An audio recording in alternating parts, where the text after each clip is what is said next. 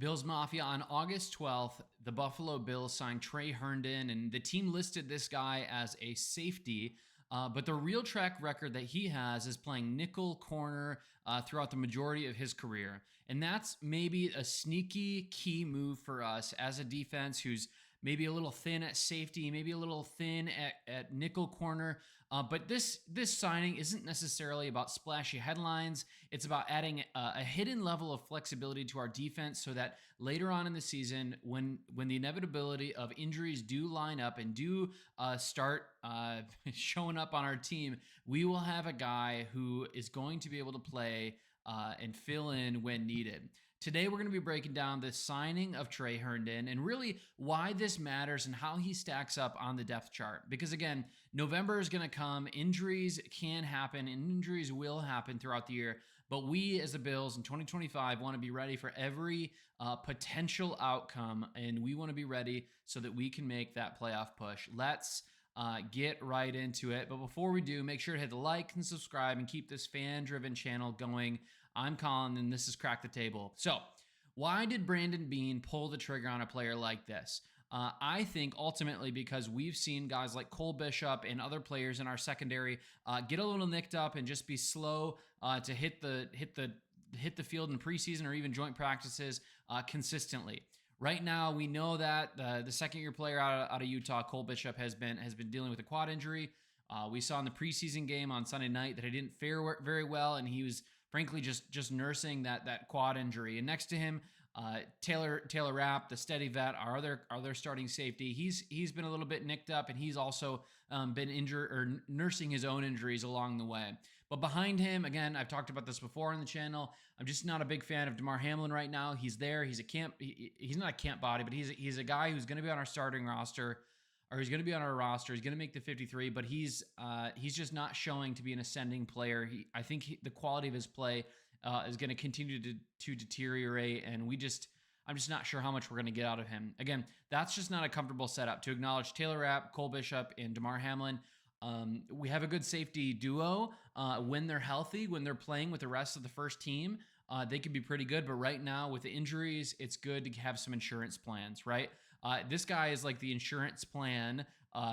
Trey Herndon is like the insurance plan that you don't ever want to cash. You don't necessarily ever want to throw him out there, but what he does bring is some veteran knowledge, right? He knows how to adapt quickly to a new scheme, right? Even in this last week, we sign him, and then like 3 days later, he's playing like 30-40% of the snaps. And when he can be put in the right place at the right time, he can make some moves. He doesn't have elite athleticism anymore. But again, he's a veteran. He knows the game. He can really help even someone like Cole Bishop develop into a good player, given his own ability and his own athleticism. But here's the twist. The roster lists Herndon as a safety, not as a nickel corner, but his career has been mostly played at nickel corner. Again, in the Buffalo's defense, that's maybe not a contradiction given the versatility and the way that Sean McDermott is going to want to move the defensive players around throughout the roster.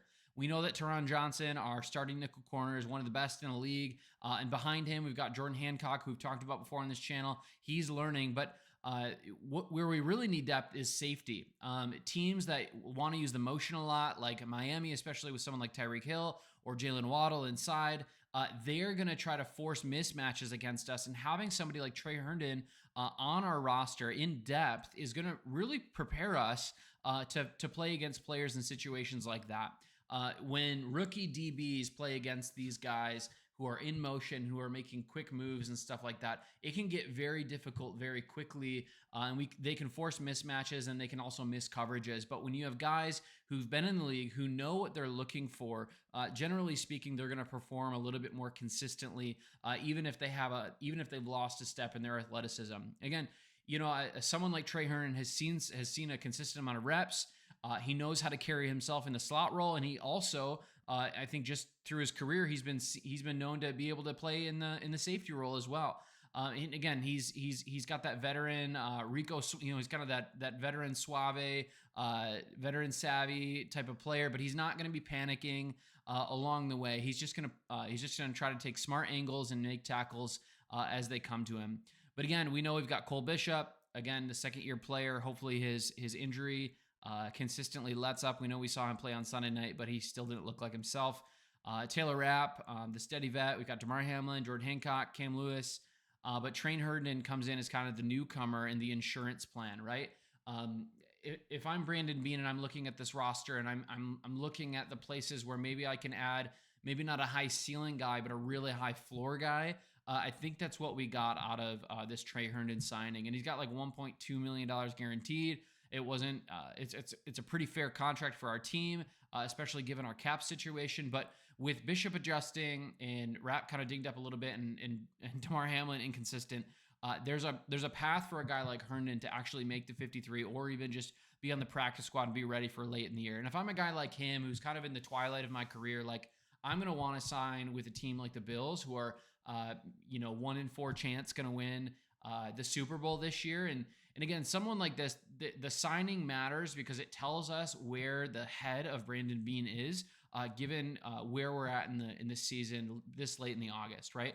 A rookie or an undrafted free agent at this point would say, all right, we don't really count on him to make the roster. But when it's mid-August and we're making a signing with fully guaranteed money for a guy, what it's telling you is that there is some level of trust in his ability, or even the connection already made with a guy like this before he's even signed, to come in and potentially be a not just a camp body, but somebody who helps this roster out, maybe a couple meaningful snaps per game, but especially knows the system. And so when and if injuries do happen or consistently happen like they have been, we're ready to go. Again, this dude's not going to make highlights.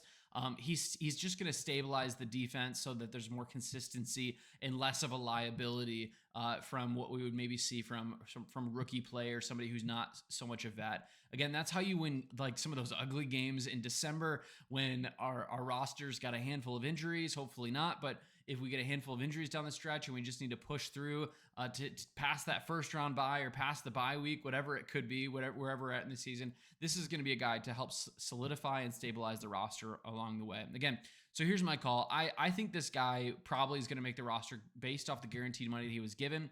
He's cheap. He's versatile. He's a veteran. He's stable. He might not have a step on some of the quicker receivers in the NFL, but he's going to know how to play smart. He's going to take good angles. At this point in the offseason, it doesn't seem like you just cut somebody you just guaranteed more than $1 million for one season, right? When the game counts, when an injury shows up, a veteran who can kind of plug and play along the way is really going to help push this team further down the season. So, Bills Mafia, what do you think? Why did we sign this guy? What's the actual purpose behind signing a guy like Trey Herndon? And does he actually play meaningful snaps even beyond injury? Is this guy going to have any sort of role beyond a Cole Bishop, Taylor Rapp, Damar Hamlin injury?